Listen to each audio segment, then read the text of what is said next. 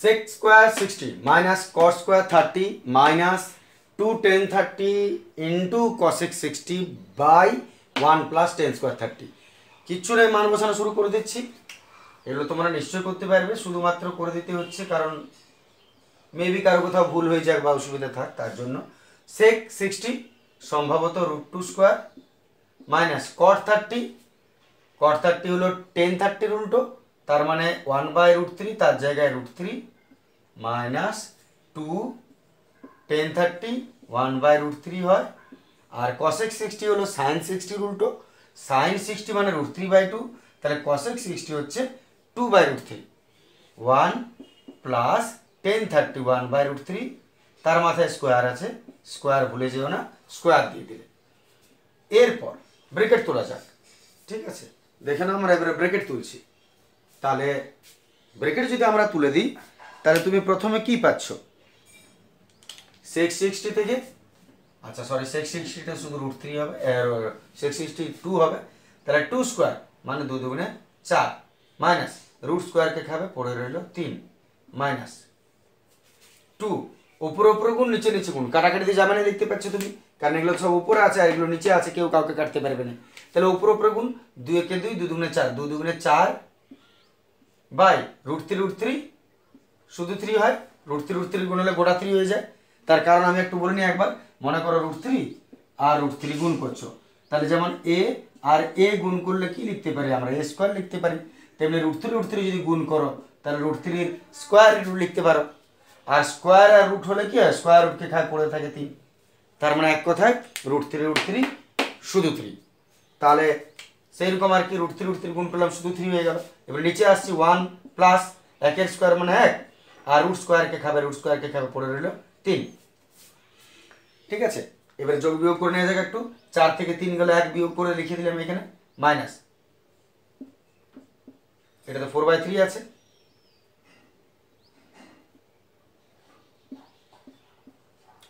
থাক, এটাকে ভগ্নাংশে যোগ বিয়োগ করতে হবে, লসাগু করছি, 3 লসাগু হবে, আর উপরে 3 একে 3 প্লাস 1 3 প্লাস 1, ডাইরেক্টও করতে পারো তুমি লসাগু না করে, তাও আমি একটু করে নিলাম, 3 একে 3 প্লাস 1, এতে 1 মাইনাস 4/3 বাই 1 মাইনাস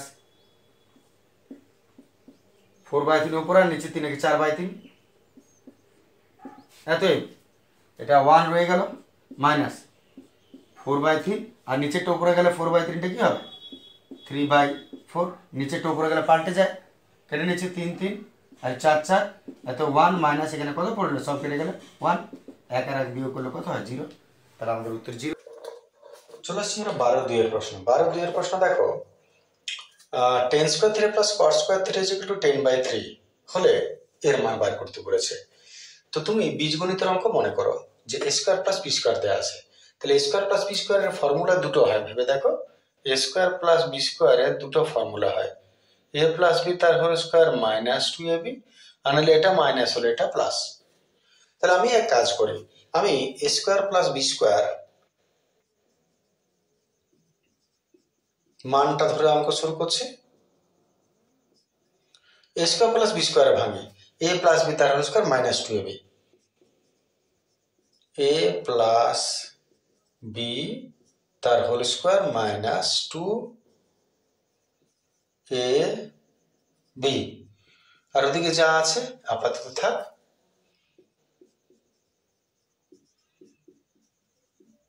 এটাও যা আছে থাক। টেন আর কট তো একে অপরের পরিপূরক উল্টো, কটকে আমি 1/10 লিখতেই পারি, তাতে 10 10 চলে যাবে, পড়ে রইল কি -2, ট্রান্সফার করে ওদিকে নিয়ে যাও,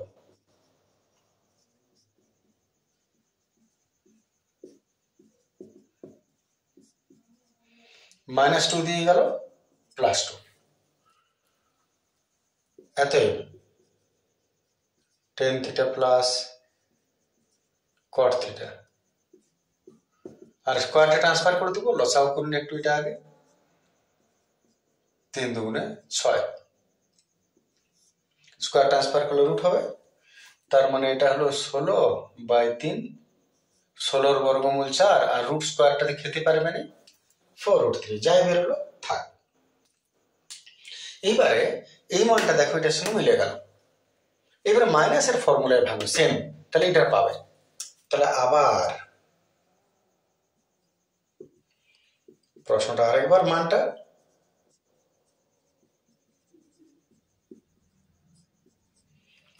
a স্কোয়ার প্লাস বি স্কোয়ারে আগে একটা প্লাস মাইনাসে ভেঙেছিলাম, এবারে মাইনাস প্লাসে ভাঙবো। a মাইনাস বি তার whole square plus 2 ab।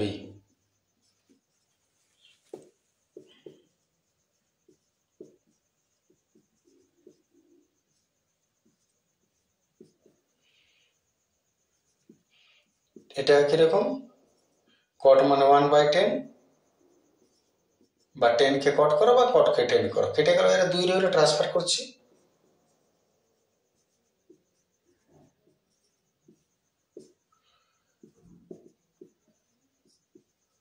Minus হলো 2,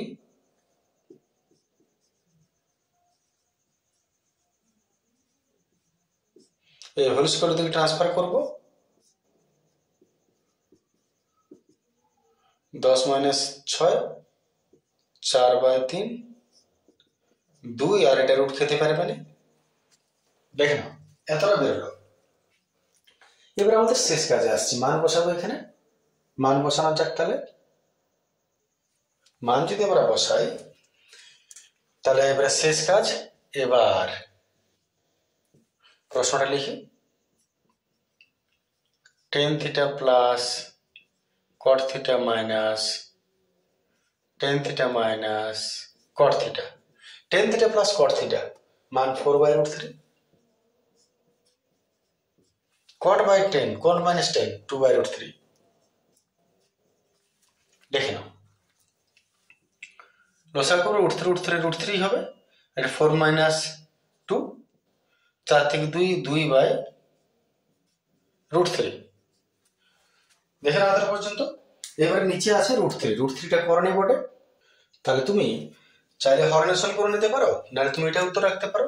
যদি হরনেশন করে নিবে তাহলে √3 গুণ করে দাও উপর নিচে, √3 গোটা 3, তাহলে এটা হয়ে যাবে উত্তর। নাহলে তুমি 2/√3 রাখতে পারো। এবারে এটা প্রশ্নের উত্তর হয়ে গেল। এবারে আরেকটা প্রশ্ন বাকি আছে, এখন tan থিটার মান বার করো। তাহলে tan থিটার জন্য তোমাকে আরেকটু খাটতে হবে, সেটা হচ্ছে এই যে 10 প্লাস কটের মান দিয়েছে, এটা 10 মাইনাস কটের মান দিয়েছে। তুমি চাইলে এটাকে 10 প্লাস কটটাকে 1 নম্বর আর 10 মাইনাস কটটাকে 2 নম্বর ধরে নাও। অপনয়ন পদ্ধতি করে দাও, কিনা এর সঙ্গে 1 গুণ করবো, এর সঙ্গে 1 গুণ করবো। তাহলে আমি আর একটু করি, এটা tan theta plus cot theta is equal two 4/√3 বেরিয়েছে, আর 10 মাইনাস কট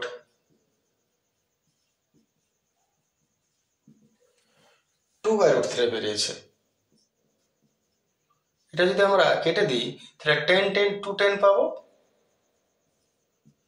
আর এটা যোগ হয়ে যাবে। অতএব tan থিটা সমান 6/√3, আর 2টা ট্রান্সফার করলে নিচে নেমে যাবে, 2 3 6, 3/√3 হবে tan থিটার মান। এটা হরনেশন করে দিই, √3 গুণ হয়ে যাবে, 3√3/√3 গোটা 3 এটা tan থিটার মান হয়ে গেল। দুটো উত্তর পেয়ে গেছো। দেখে নাও, আশা করি অসুবিধা হবে না কোনো বুঝতে। চলে আসছে আমরা 7 প্রশ্ন। দেখাই যে মানে বাম পক্ষ ডান পক্ষ cosec square 22 degree into cot square 68 degree is equal two sin square 22 degree plus sin square 68 degree plus cot square 68 degree. তো শুরু করা যাক। প্রথম আমরা বাম পক্ষে আসছি। বাম পক্ষ cosec square 22 degree into cot square 68 degree, cosec square 22 degree into cot square 68 degree. নিয়মটা তো তোমরা আগেও জানো, 22 68 আছে, 22 আর 68 যোগ করো 90 ডিগ্রি পাবে। তাহলে হয় সবগুলোকে 22 করো, নাহলে সবগুলোকে 68 করো, এটাই নিয়ম ছিল। তাহলে আমি এক কাজ করছি, সবগুলোকে আমি 22 করে দিচ্ছি। তাহলে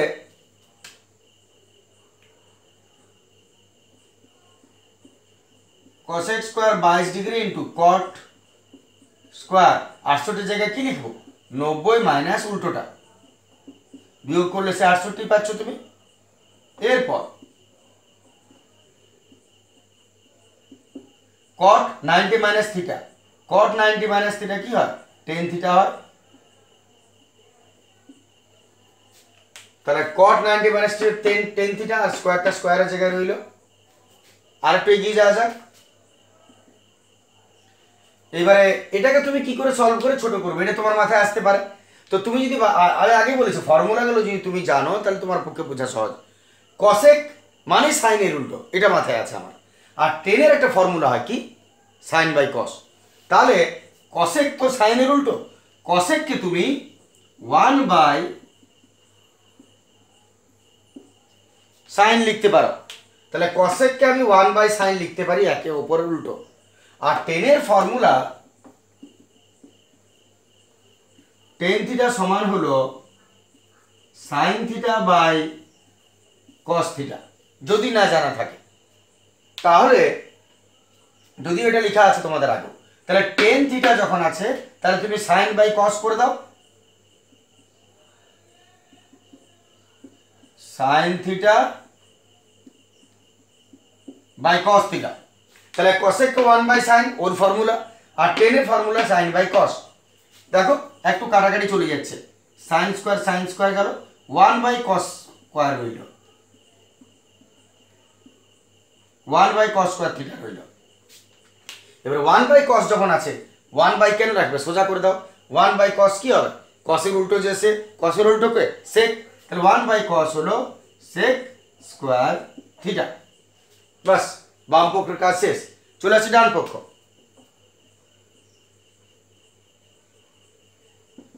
ডান পক্ষ বলছে sine square 22 degree plus sine square 68 degree plus cot square 68 degree. তাহলে যেহেতু আমি 22 করেছি সবাইকে, তাই এখানেও সবাইকে 22 করব।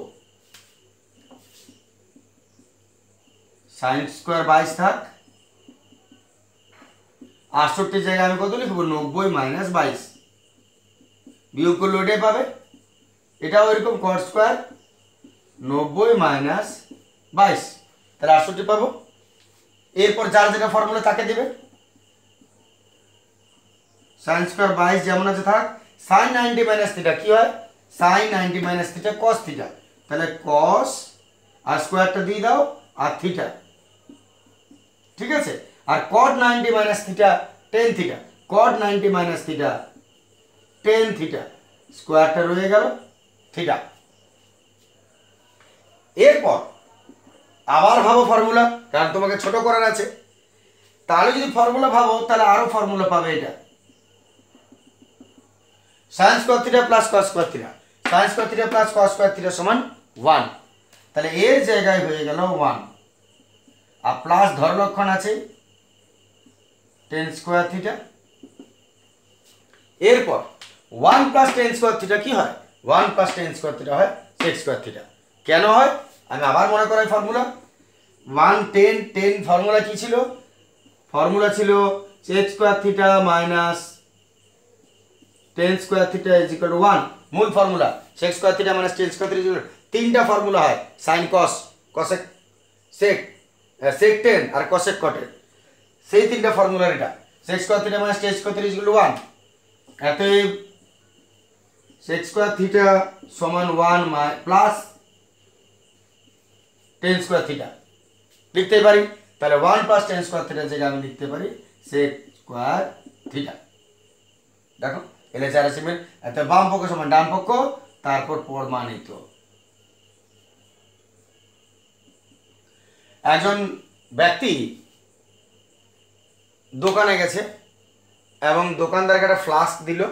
ফ্লাস্ক দেওয়ার পর বলল যে আমাকে এতে 4 কাপ চা দিয়ে দিন। তারপর এমন একটা কিছু বলল, দোকানদার অজ্ঞান হয়ে গেল। কি ছিল কথাটা? কথাটা ছিল ফ্লাস্ক দেওয়ার পর বলল আগে আমাকে 2 কাপ চিনি ছাড়া এবং 2 কাপ চিনি দিয়ে চা করে ফ্লাস্কটা দিয়ে দিন। এই কথা শুনে সে অজ্ঞান হয়ে গেল। বাকি তোমরা ঠিক জ্ঞান রাখো। এখন আমরা আসছি 8 প্রশ্নতে। চলে আসছি আমরা 13 প্রশ্ন, শেষ প্রশ্ন এটা এখানে। 13 প্রশ্ন। 11 মিটার উঁচু একটি বাড়ির ছাদ থেকে দেখলে একটা ল্যাম্পপোস্টের চূড়া আর পাদবিন্দুর অবনতি কোণ, দুটোই তুমি অবনতি এখানে দেখতে পাচ্ছ। তার মানে বাড়িটা উঁচু বটে। 11 মিটার উঁচু একটি বাড়ির ছাদ থেকে দেখা যাক। মনে করো এটা 11 মিটার উঁচু একটি বাড়ির ছাদ থেকে, এইখান থেকে তুমি দেখছো একটি ল্যাম্পপোস্টের চূড়া আর পাদবিন্দু। একটা ল্যাম্পপোস্ট আছে, সাপোজ এটা ল্যাম্পপোস্ট, এর প্রথমে চূড়া দেখছো, তারপর পাদবিন্দু। কোথা থেকে কোথায় দেখছো বলবে। পাদবিন্দু অবনতি কোণে বলেছে, তার মানে নিচের দিকে। অবনতি কোণ হচ্ছে 30 আর 60, দুটোই অবনতি। তাহলে অবনতি কোণটা গুরুত্বপূর্ণ, ঠিক করে রাখবে। এখান থেকে ভূমি টানবে, এইটা হলো 30, আর তারপর এইখান থেকে এটা হলো 60। 30 ডিগ্রি 60 ডিগ্রি। ল্যাম্প পোস্টার উচ্চতা কত? তাহলে মনে করি বাড়িটির উচ্চতা এবি, ল্যাম্প পোস্টের উচ্চতা সিডি। এটা অনুভূমিক রেখা একটা টেনে দিলাম, এবিসিডি ই নাম দিয়ে দিলাম। তাহলে ভাষাটা কি লিখব? ধরা যাক বাড়িটির উচ্চতা এবি সমান কত আছে? 11 মিটার। একান্তর কোণটার আমি এখানে একটা এক্স নাম দিয়ে দিলাম, এক্স। তাহলে এক্স এ সি জেড, দেখো এইটা যা এটাও তা হবে, এইটাও তা। তাহলে এইটা এমনি এমনি। তাহলে এক্স কোণ এক্স এ সি সমান একান্তর কোণ এ সি ই সমান কত? 60 ডিগ্রি। এটা সরি 30, এটা 30 হলে এটাও 30। আবার কোণ এক্স এ ডি, এই জেডটা বড় জেডটা, তাহলে এটা কত? ওটা 60 হলে এটাও 60। এক্স এ ডি সমান একান্তর কোণ এ ডি বি, এটা হচ্ছে 60 ডিগ্রি। এতে সিডির মান কত? তাহলে প্রথমে বড় ত্রিভুজ দেখে নেব। ত্রিভুজ এবিডি এর লম্ব ব্যয় ভূমি 1060, সমকোণ ত্রিভুজ এবিডি এর এবি বাই বিডি 1060। এবি হচ্ছে 11, বিডি হচ্ছে বিডি, 1060 হচ্ছে √3। ক্রস করছি, বিডি √3 সমান 11, বিডি সমান 11/√3।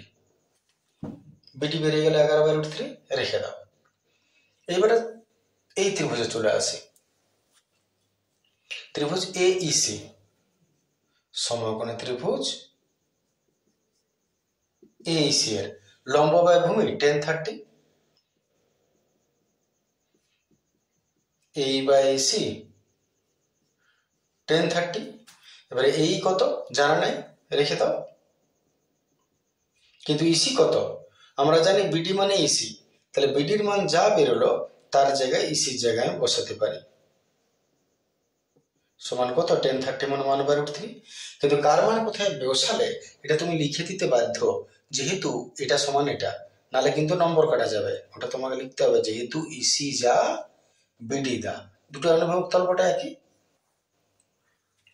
দেখাচ্ছে পরিষ্কার? হাতে নিচেরটা না রেখে আমি ওদিকে ক্রস করে নিচ্ছি। তাহলে কি দাঁড়ালো? এই সমান এটা যেটা আছে থাকাকে, এবারে এটা যদি সোজা চলে যায় তাহলে উল্টিবে না, সোজা উল্টো দিকে চলে যাচ্ছে। এইখানে গেলে উল্টিত, এখানে যখন যাচ্ছে 11/√3 সোজা বসবে। তাহলে কত হলো? এটা 11 × 11 আর √3 গোটা 3। এই হলো 11 মিটার, 11/3 মিটার। এবারে লক্ষ্য করে দেখো সিডি যা বিইও তা, তাহলে পুরোটা কত 11, আর এই পেয়ে গেলাম 11/3, তাহলে বিয়োগ করে দিলে এটা পেয়ে যাবে। অতএব সিডি যা বিই তা বা এবি লিখলাম তা, আর এবি কি করে পাবো না এবি থেকে মাইনাস করব ইবি, সরি এই পুরোটা থেকে এইটাকে মাইনাস করব, তাহলে এটা পড়ে থাকবে। মাইনাস করা যাক, এবি হচ্ছে 11, আর এই কতবার করলাম এই ত্রিভুজের 11/3, 3 11 33 মাইনাস 11 22/3, 3 7 21,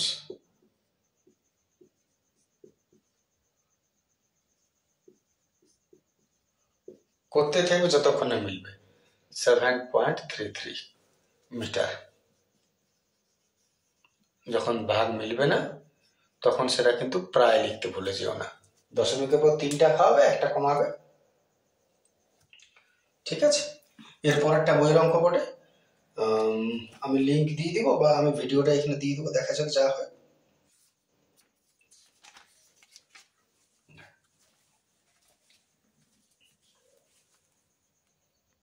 সরল রেখার কোনো এক বিন্দু থেকে চিমনির দিকে 50 মিটার এগিয়ে যাওয়ায় চূড়ার উন্নতি কোণ 30 ডিগ্রি থেকে 60 ডিগ্রি হলো। তাহলে একটা চিমনি আছে, চিমনির সঙ্গে একই সমতলে অনুভূমিক রেখা, মানে বুঝতে পারছো মাটির লেভেল বোঝাচ্ছে। তাই একই অনুভূমিক রেখায় কোনো একটা বিন্দু থেকে চিমনির দিকে 50 মিটার এগিয়ে যাও, তাহলে এইটা মনে করে চিমনি, মনে করে এটা চিমনি। এবার এখান থেকে কোনো একটা বিন্দু থেকে চিমনির দিকে 50 মিটার এগিয়ে যাওয়ায় ছিলে মনে করো এই বিন্দুতে, চিমনিতে এখানে চিমনির দিকে 50 মিটার এগিয়ে যাও, মনে করো এখান থেকে এতটা, এই ডিস্টেন্সটা সাপোজ 50 মিটার। তাহলে কোনো একটা বিন্দু থেকে চিমনির দিকে 50 মিটার এগিয়ে যাওয়ায়, এটা 50 মিটার এগিয়ে গেলে চিমনির চূড়ার উন্নতি কোণ 30 ডিগ্রি থেকে 60 ডিগ্রি হলো। আগে বলেছি যত এগিয়ে আসবে ডিগ্রি বাড়তে থাকবে, তাহলে 30 থেকে 60 হয়ে গেল। তার মানে এইখান থেকে চিমনির চূড়ার উন্নতি কোণ প্রথমে ছিল 30 ডিগ্রি, পরে সেটা 60 ডিগ্রি হয়ে গেল।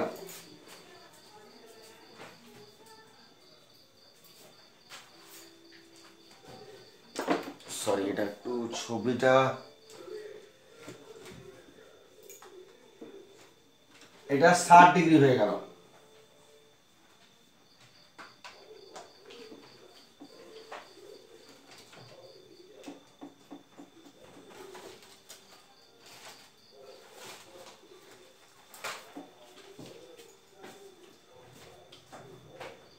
ঠিক আছে, 30 ডিগ্রি 60 ডিগ্রি হয়ে গেল, তাহলে এটা হলো 60 ডিগ্রি। চিমনির উচ্চতা কত প্রশ্ন হচ্ছে, এটা সেম টু সেম আগের মতন প্রশ্ন। 30 ডিগ্রি থেকে 60 ডিগ্রি হলো 50 মিটার উচ্চতা, সরি ছায়ার দৈর্ঘ্য কমে গেল। চিমনির চূড়ার 50 মিটার যদি এগিয়ে যাও, ছায়া নেই এখানে, 50 মিটার এগিয়ে গেলে 30 ডিগ্রি থেকে 60 ডিগ্রি হয়ে গেল, ব্যাস চিমনির চূড়ার উন্নতি কোণ। প্রশ্ন হচ্ছে চিমনির চূড়া, চিমনির উচ্চতা কত। তার বেশি কিছু না বুঝে সরাসরি আমরা অঙ্কে চলে আসছি। মনে করি চিমনির উচ্চতা এবি, প্রথম বিন্দু সি, দূরের বিন্দু ডি। তাহলে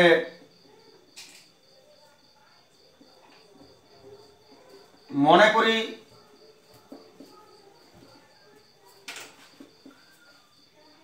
চিমনির উচ্চতা এবি, দুটি বিন্দুর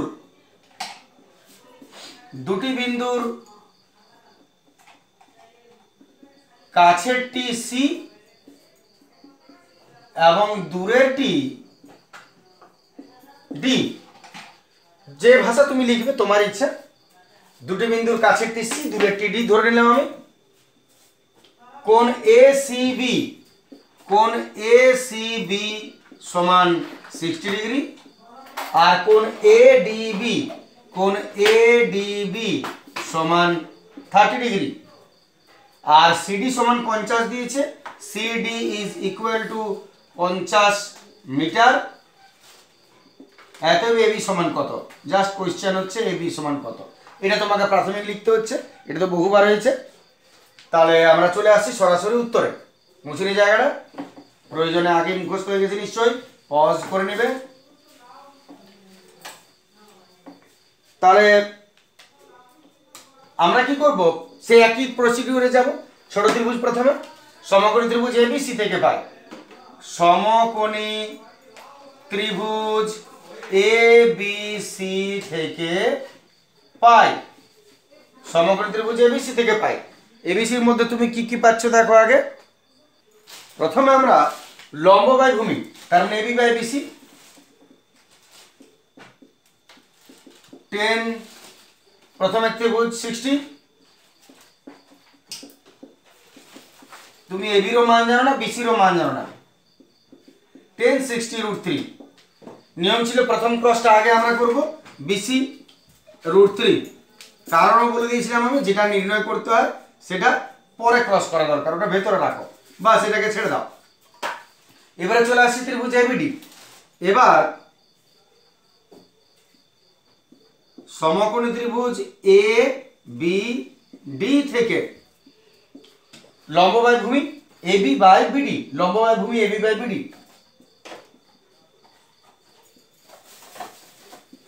সমান 10 30 ডিগ্রি। এত বিবি বাই বিডি, বিডি কে ভাঙবো BC plus CD, BC plus CD, BD কে ভেঙে দিচ্ছি, বিসি প্লাস সিডি, আর 10 31 বাই √3 হয়। এত এবি এবির জায়গায় রইল বিসি, বিসির মান, সরি এখানে মানটা বার করতে ভুলে গেছি। এত বিসি সমান, বিসি √3 সমান এবি যদি হয়, বিসি সমান এবি বাই √3 হবে, এটা অসম্পূর্ণ হয়ে গেছিল, এটাকে 1 নম্বর। এবার বিসির মানটা বসিয়ে দিচ্ছি এখানে, এবি বাই √3 আর প্লাস সিডি, সিডির মান দেওয়া আছে 50 সমান 1 বাই √3। এত আমরা একটা লসাগু করে নিচ্ছি। এবার এখান থেকে যদি আমরা লসাগু করি, তাহলে এদিকে যেমন আছে রেখে দাও, নিচে লসাগু করছি, √3 হবে লসাগু, আর উপরে কত হবে, এই √3 এর সমান হয়ে যাবে AB plus 50 √3, AB plus 50 √3, 1 by √3 আছে ওদিকে।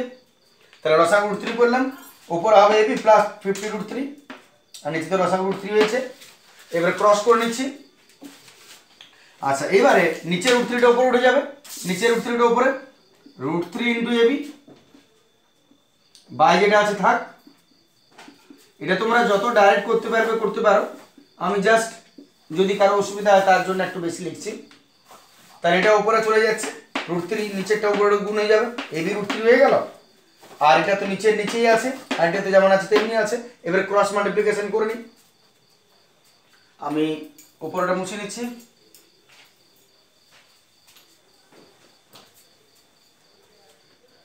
এত যদি ক্রস করো তাহলে √3 গোটা 3 হয়ে যাবে 3ab, 3ab is equal two এটা ab প্লাস 50 √3 একে ab প্লাস 50 √3, এত 3ab আর ab টা দিকে চলে এসো minus ab is equal to 50 √3, তিনটা ab থেকে একটা ab গেল, দুটো ab রইল, ইজ ইকুয়াল টু 50 √3, এত ab is equal to 50 √3 by 2।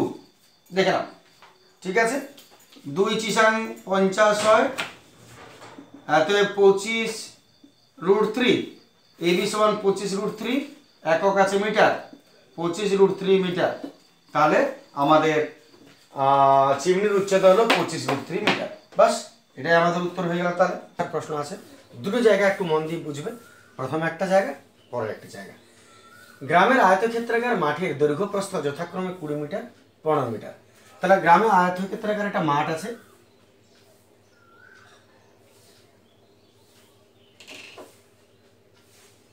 এটা মনে করো আয়তক্ষেত্রাকার মাঠ, এর দৈর্ঘ্য 20 মিটার, প্রস্থ 15 মিটার। 15 মিটার।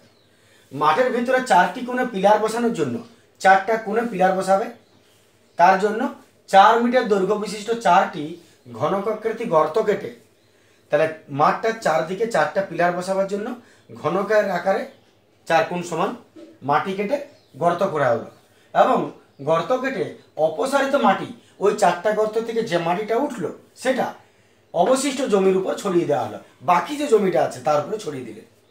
প্রশ্ন হচ্ছে মাঠের তলের উচ্চতাটা কতটা বাড়বে, তাহলে মাঠের যে তলটা সেটা কতটা বাড়বে উচ্চতা। তো একটু প্রথমে ছবিটা ক্লিয়ার হোক। এর 4টা কোণে ঘনকাকার গর্ত খুঁড়ে নেওয়া হলো, এবং ঘনকাকারের টুকরো হচ্ছে 4, আর এর যে গভীরতাটা তুমি পাবে দেখতে মনে করো, যদি আমি 3D পিকচার দেখি তাহলে গর্তটা হলো 4। এক একটা গর্তে দৈর্ঘ্য 4, প্রস্থ 4 এবং উচ্চতা 4 ঘনকাকার। এই 4টা পিলার, চারদিকে 4টা পিলার বসাবার জন্য এই 4টা কোণের যে মাটিগুলো উঠছে সেই মাটিটা বাকি অংশটা তুমি দিবে। এর উচ্চতা কত বাড়বে। প্রথমে একটা কথা বলে নিই যে এই 4টা কোণের মাটি কতটা উঠবে, একটা ঘনকাকৃতি থেকে মাটি কতটা উঠবে তার আয়তন বার করলে ভেতরে কতটা মাটি ধরাবে পেয়ে যাবে।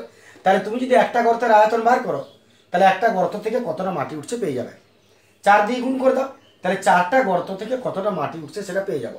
আগে প্রথম কাজ আমার ওইটা, আগে আমি দেখিনি 4টা গর্ত থেকে কতটা মাটি উঠছে। তারপর আসবো ওই মাটিটা এই বাকি অংশটা যদি ফেলে দাও কতটা গভীরতা, উচ্চতা কতটা উঠবে, ওইটা আসল বোঝার জায়গা, ওটা আমি পরে আসছি 2 মিনিট, আগে বাকিটা একটু সলভ করে নিই। তাহলে প্রথমত এক একটা যে গর্ত খুঁড়ছ প্রতিটি গর্ত ঘনকাকার, তাহলে প্রতিটি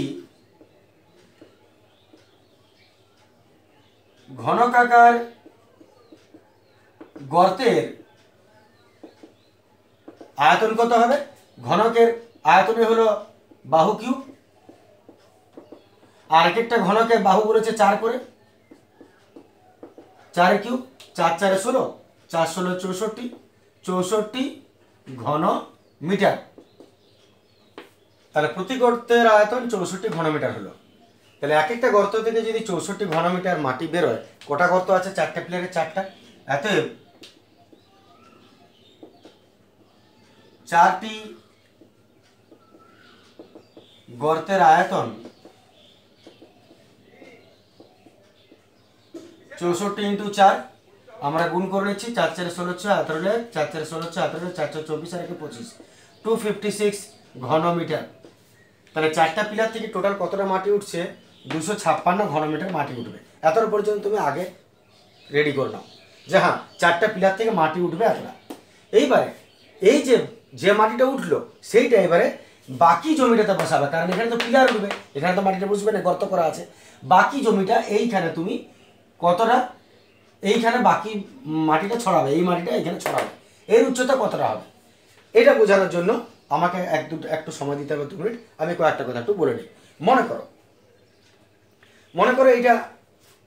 এটা কতটা মাটি আছে, এটা একটা পিলার বা এটা একটা বসার একটা জায়গা করা আছে, এটা কতটা মাটি আছে তুমি কি করে পাবে, টোটাল মাটি কতটা, নিশ্চয়ই আয়তনের ফর্মুলা কি, দৈর্ঘ্য গুণিত প্রস্থ গুণিত উচ্চতা। তার মানে দৈর্ঘ্য হলো এটা, প্রস্থ হলো এটা, আর উচ্চতা হলো এটা। তাহলে দৈর্ঘ্য প্রস্থ গুণিত উচ্চতা, তার মানে আয়তন কতটা জায়গা। এবারে আয়তনটা তুমি যদি ভেবে দেখো তাহলে আরো পরিষ্কার করি যদি আমি, তাহলে দৈর্ঘ্য গুণিত প্রস্থ গুণিত উচ্চতা, আয়তনের ফর্মুলা দৈর্ঘ্য গুণিত প্রস্থ গুণিত উচ্চতা। এখন দৈর্ঘ্য কোনটা, এইটা, প্রস্থ কোনটা, এইটা, তার মানে এটা ভূমির ক্ষেত্রফলটা। আসলে এক কথায় দৈর্ঘ্য গুণিত প্রস্থ মানে কি বলে, এটা হচ্ছে ক্ষেত্রফল। কার ক্ষেত্রফল, ভূমির ক্ষেত্রফল। ভূমির ক্ষেত্রফল ইন্টু তার সঙ্গে কি যোগ হচ্ছে, গুণ হচ্ছে উচ্চতা। তাহলে যদি এই পুরো জায়গাটার আয়তন বার করতে হয় কতটা, তাহলে তোমার আসলে ফর্মুলাটা কি বলে, ভূমির ক্ষেত্রফলটা বার করো, দৈর্ঘ্য গুণিত প্রস্থ, আর তার সঙ্গে উচ্চতাটাকে কতটা উঁচু সেটা গুণ করে দাও, তাহলে তুমি পুরো আয়তনটা পাবে। এইবারে এই জায়গাটা লক্ষ্য করো, যদি এটা ক্লিয়ার আছে তোমার কাছে কথাটা, যে কোনো জিনিসের আয়তন বার করতে বলুক না কেন, যে কোনো আকারের আয়তন, ফর্মুলা একটাই, ভূমির ক্ষেত্রফল যতটা আর তার সঙ্গে উচ্চতা কতটা সেটা। তাহলে এবার তুমি এখানে এসো, এই ভূমির ক্ষেত্রফল কতটা বার করো, তার সঙ্গে উচ্চতাটা গুণ করলে কতটা মাটি পড়ছে পেয়ে যাব। এখন এর ভূমির ক্ষেত্রফল কতটা হবে, পুরো ক্ষেত্রফল যত তার থেকে এই 4টা গুণ আমরা মাইনাস করে দেবো, সেটা হবে ভূমির ক্ষেত্রফল। ক্লিয়ার আছে কথাটা? এবার ওই জায়গাটা তোমরা আগেও করেছো,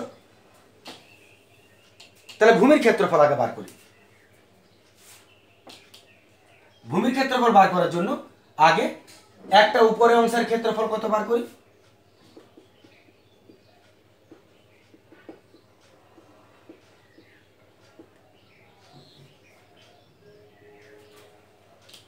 পিলারের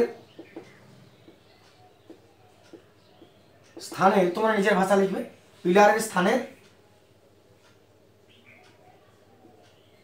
ক্ষেত্রফল এই জায়গাটা কতটা জুড়ে আছে, ক্ষেত্রফলের ফর্মুলা কি, বর্গাকার বটে, বাহু স্কোয়ার, বাহু কত 4 স্কোয়ার 16 বর্গ মিটার। তাহলে একটা উপরিতলের ক্ষেত্রফল হলো 16 বর্গ মিটার, টোটাল 4টি আছে,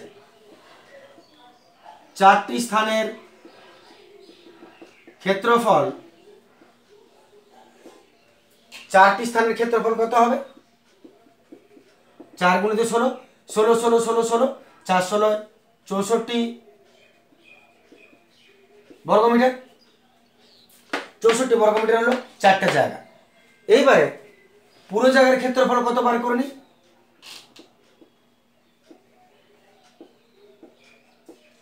সমগ্র মাঠের ক্ষেত্রফল দৈর্ঘ্য গুণিত প্রস্থ হয়, দৈর্ঘ্য হচ্ছে 20, প্রস্থ হচ্ছে 15, 300 বমি বা বর্গমিটার। তাহলে পুরো মাঠটার ক্ষেত্রফল বেরোলো 20 গুণিত 15 300 বর্গমিটার। এর মধ্যে থেকে এই 4টা টুকরো, 4টা অংশ আমরা বাদ দিয়ে দিচ্ছি। এক একটা টুকরো 16 বর্গমিটার ছিল, 4 16 4টায় 64 বর্গমিটার। তাহলে পিলার বাদে অবশিষ্ট জমি বার করে নিচ্ছে আমরা, কত হচ্ছে, পিলার বাদে অবশিষ্ট জমির ক্ষেত্রফল, পিলার বাদে অবশিষ্ট জমির ক্ষেত্রফল কতটা হবে আমরা বার করব, পিলার বাদে অবশিষ্ট জমির ক্ষেত্রফল সব মিলিয়ে টোটালটা কত 300, তার থেকে মাইনাস করো 64, 300 থেকে উপরে 4টা অংশ বাদ দিয়ে দিলাম 64, 4 10 6 দিতে 18 7 10 3 দিতে 18 1 2 236 বর্গ মিটার। তুমি ভাবো কি পেলে, তুমি কি পেলে, এই জায়গাটা পুরো জায়গার ক্ষেত্রফল ছিল 300, ওর থেকে এই 4টা টুকরো আমি মাইনাস করে দিলাম ক্ষেত্রফল বার করে। তাহলে এইবারে যেটা পেয়েছো সেই 236 বর্গ মিটার, এটা কতটা জায়গা বটে, এটা হচ্ছে এই এতটা জায়গা, এইটা এইটা এইটা এই জায়গাটা, তার মানে যার উপরে মাটি ফেলবো, তার মানে ভূমির ক্ষেত্রফল যেমন চেহারা হোক ওর ক্ষেত্রফলটা বেরোলো এটা। এবার এই ভূমির ক্ষেত্রফল গুণিত উচ্চতা সমান কি হবে, টোটাল আয়তনটা কতটা মাটি পড়ছে, এটা হলো ভূমির ক্ষেত্রফল।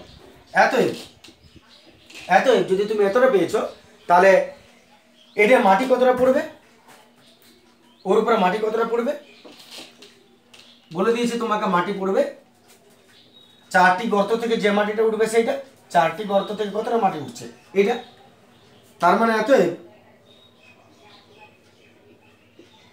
উপরে ফেলা মাটির পরিমাণ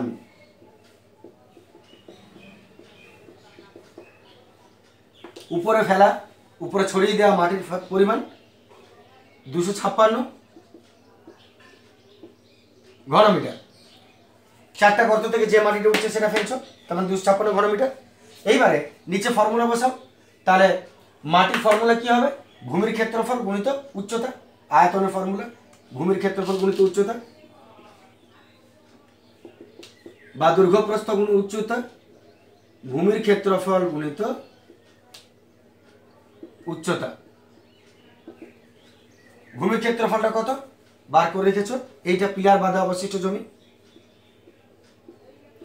যদি ভূমিটা বর্গাকার হয় বা আয়তকার হয় তাহলে তুমি তার ফর্মুলা জানো, দৈর্ঘ্য গুণিত প্রস্থ কি বাহু স্কয়ার। কিন্তু এমন যদি ফর্মুলা হয়, এমন যদি আকার হয় যেটা না বর্গাকার না আয়তকার, এরকম খপ খপ খপ খপ, তাহলে তোমাকে ওইভাবে যোগ বিয়োগ করে বার করতে হবে ক্ষেত্রফল। তাহলে ভূমির ক্ষেত্রফল গুণিত উচ্চতা, উচ্চতা জানা নেই কত, ওইটা তো কতটা উঁচু, কতটা উচ্চতা আমরা মাটিটা ফেলবো, কতটা উঁচু হবে, তাহলে উচ্চতাটা আমরা এইচ ধরে নিলাম, এইচ মিটার ধরে নিলাম, এটা এইচ মিটার, এইটা সমান কত আছে 256।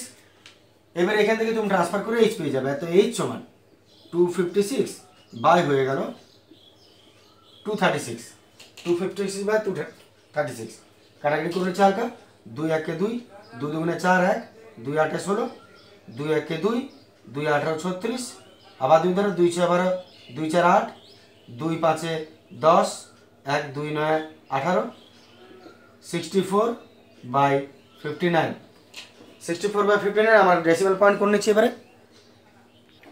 বা মিলবে না তারা আমরা ভাগ করে নিচ্ছি 59 কে 64 দ্বারা,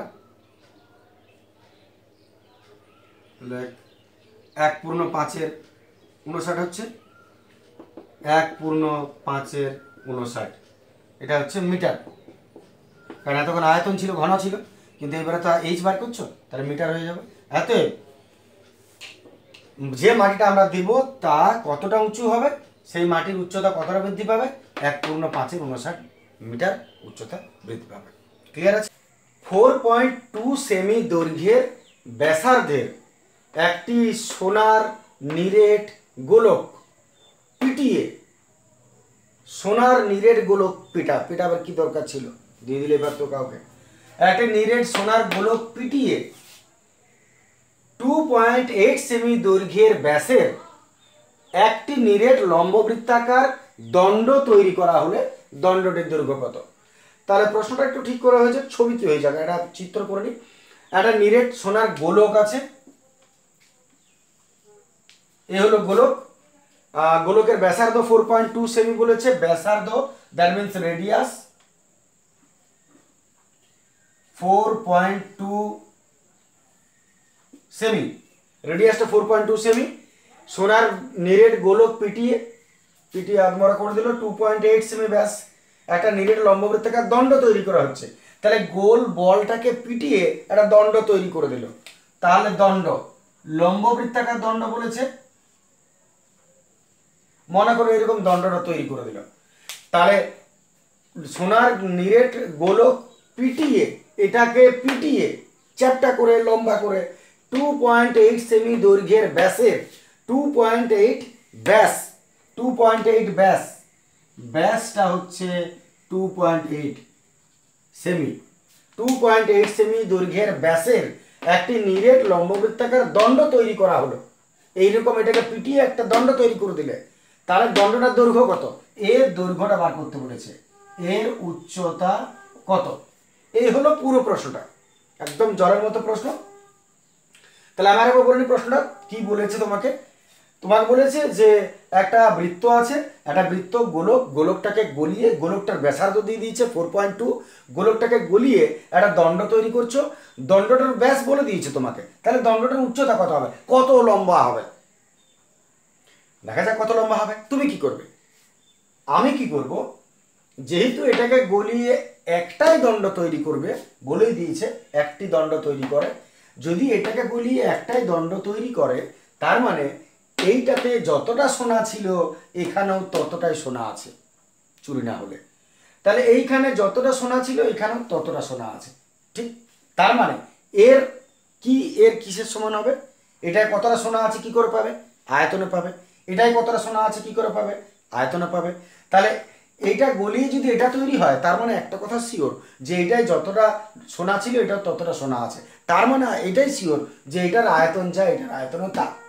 তাহলে তুমি এক কাজ করো, এর আয়তন বার করো, যা হবে রেখে দাও, তারপরে এরও আয়তন বার করো, উচ্চতাকে এইচ ধরে নাও, করে এরও আয়তন বার করে দাও, এইবারে শর্তানুসারে এই দুটোর আয়তনকে সমান করে দাও, দেখো তোমার এইচ এর মানটা তুমি হয়তো পেয়ে যাবে, দেখা যাক পাচ্ছি কিনা।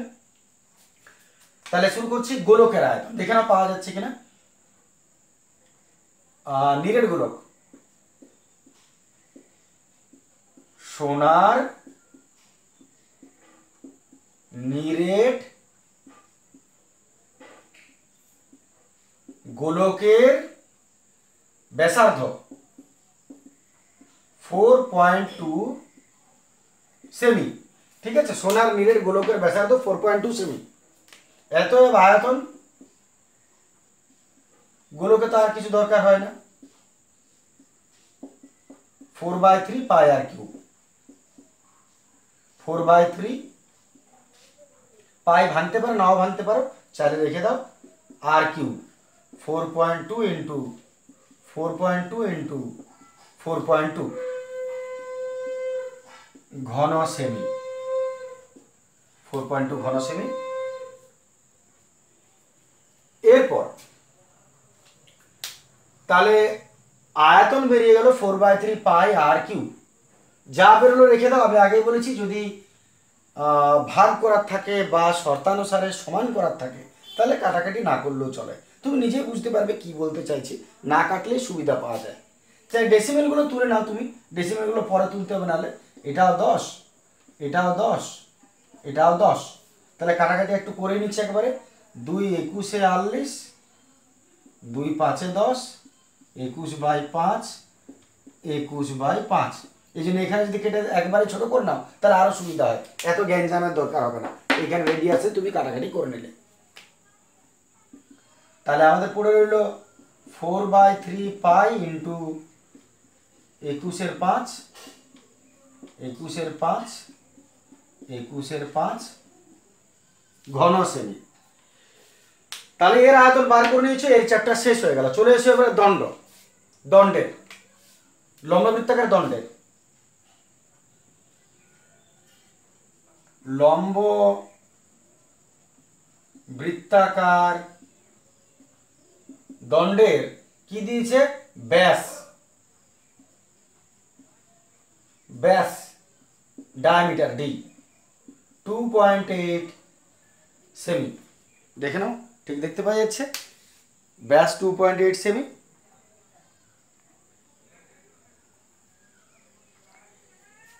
এরপর তাহলে ব্যাসার্ধ বার করে নি, বাই 2, দশমিক তুলে একবারে কাটাকাটি করে দিই। 2 14, 2 10, 2 7, 2 5, 7/5 সেমি। আর উচ্চতা তো তুমি জানো না, উচ্চতাটা গেজ ধরে নাও, ধরি উচ্চতা h সেমি, এককটা সেম হবে, h সেমি। এত আয়তন বার করে নেবে, দেখে নাও, আশা করি অসুবিধা নয়। আয়তন বার করছি,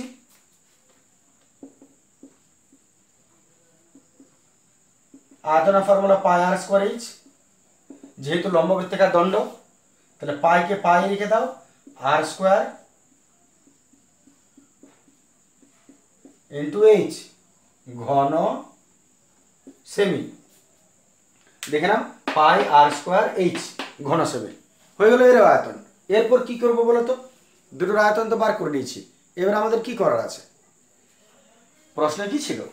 শর্তানুসারে এটাকে গলি এটা তৈরি করছো, তার মানে এটা যতটা লোহা আছে এটা ততটা লোহা আছে, সোনা আছে, তার মানে এর আয়তন যা এর আয়তন তা। তাহলে শর্তানুসারে এর আয়তন সমান এর আয়তন, এই দুটোকে সমান লিখে দাও। তার মধ্যে যার মান বার করতে বলেছে তাকে আগে রাখো, সুবিধা হবে। যেহেতু এখানে এইচ আছে, এর মান বার করতে হবে, তা আমি এইচটাকে এদিকে রাখছি, মানে এই আয়তনটাকে প্রথমে, এটাকে শেষে রাখছি। দেখে না ভালো করে, আমি এটাকে মুছে নেবো একটু। এবারে শর্তানুসারে চলে আসছে,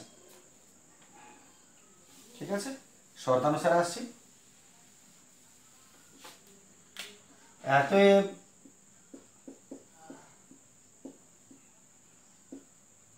শর্তানুসারে এর আয়তন পাই 7/5 ইন্টু এইচ, পাই এটা সমান এটা 4/3 পাই ইন্টু 21/5, 21/5, 21/5। দেখে নাও, যেটাতে মান বার করতে হবে সেটাকে আগে লেখা ভালো, তাই এটাকে আমি আগে লিখলাম, এটাকে আমি পরে লিখলাম, আর কিছু নয়। এবার ট্রান্সফার করে দাও, ট্রান্সফার করলে এইচটা পড়ে থাকবে, এতএব এইচ সমান 4/3 পাই আছে 21/5, 21/5। এবার এদিকে থেকে ট্রান্সফার উল্টে উল্টে যাবে, পাই নিচে চলে আসবে, 7/5টা 5/7 হয়ে যাবে, এটাও 5/7 হয়ে যাবে। ঠিক আছে, ট্রান্সফার করে দিলাম সব, তাহলে পাই নিচে চলে গেল, আর এই দুটো উল্টে পাল্টে সব সোজা হয়ে গেল। এবারে কাটাকাটি করে দাও, পাই গেল 7 3 21, 7 3 21, 3 3 গেল, 5 5 5 5। তাহলে পড়ে রইল আমাদের 3 4 3 21, 3 4 12 আর 21 গুণ করে দিচ্ছি,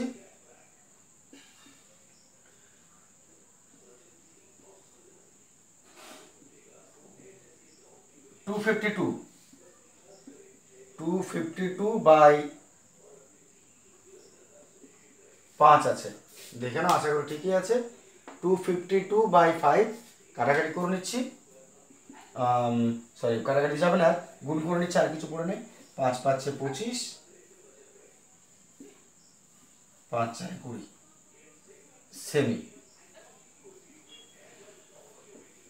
দেখে নাও, এটা আমাদের 50.4 সেমি হলো। এতএব তাহলে আমরা লিখব দণ্ডটির দৈর্ঘ্য কত হবে, এতএব দণ্ডটির দৈর্ঘ্য হবে 50.4 সেমি। বাস এটাই উত্তর। ছোট্ট অঙ্ক, বিশেষ কিছু আমার মনে হয় না অসুবিধা হবে।